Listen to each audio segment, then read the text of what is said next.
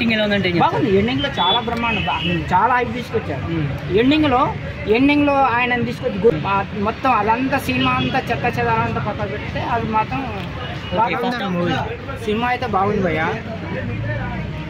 నాకైతే నచ్చింది. కాకపోతే ఏంటంటే సినిమా లాగానే చూడాలి. అందులో ఉన్న సినిమాలో ఉన్నదంతా నిజం అనుకోవాల్సిన అవసరం లేదు, ఇతరుని కించపరచాల్సిన అవసరం లేదు, చూసి ఎంజాయ్ చేయాలంటే. కాకపోతే ఏంటంటే ప్రొడ్యూసరు కానీ డైరెక్టర్ కానీ కొన్ని డబ్బులు పెట్టిన పెట్టుబడి రావాలని చెప్పేసి కొంచెం హైప్ తీసుకొచ్చారు. కొన్ని ఉంటుంది మాల్ మసాలా కథ అని ఉంటుంది కదా, అంటే ఏం మాల్ మసాలాలు ఉన్నాయి, కొన్ని రియల్గా ఉన్నాయి. మన సినిమా లాగానే చూసి ఎంజాయ్ చేయాలంటే. దాన్ని క్వశ్చన్ చేయొద్దు, ఇది లేదు కదా.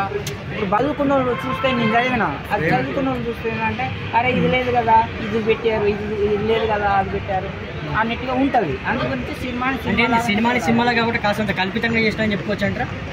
అది ఎవరైనా చేస్తారు, ఎవరైనా. ఇప్పుడు ఈ మూవీలలో ఉందా? ఇప్పుడు మొన్న తండేల్ సినిమా ఉన్నది, మన తండేల్ సినిమా కలిపితే ఏముంది, అది దొరికిన మాట నిజమే.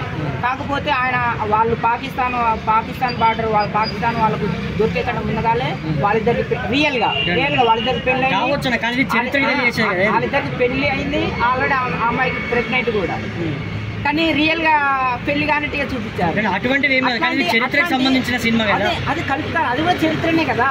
అదే చరిత్ర ఈ రోజు దీనికి ఏమైనా అయితే కూడా నేననేది అదే. మన సినిమాని సినిమా లాగానే చూడాలి. అది నిజం, అది మొత్తం నిజం అనుకోవాల్సిన అవసరం లేదు. అట్లా అని చెప్పేసి అబద్ధం కూడా మనం కించపరచాల్సిన అవసరం. ఒకవేళ యాన్నో ఒక డైరెక్టర్ గారు కొంచెం కల్పితం చేసినా కానీ మనం కించపరచొద్దు అంటున్నాను నేను అనేది. అది ఒకవేళ తీసుకొచ్చి యాడ్ చేసినా కానీ మనం సినిమా చూసి ఎంజాయ్ చేయాలి తప్ప దాన్ని కామెంట్ చేయొద్దు అంటున్నాను.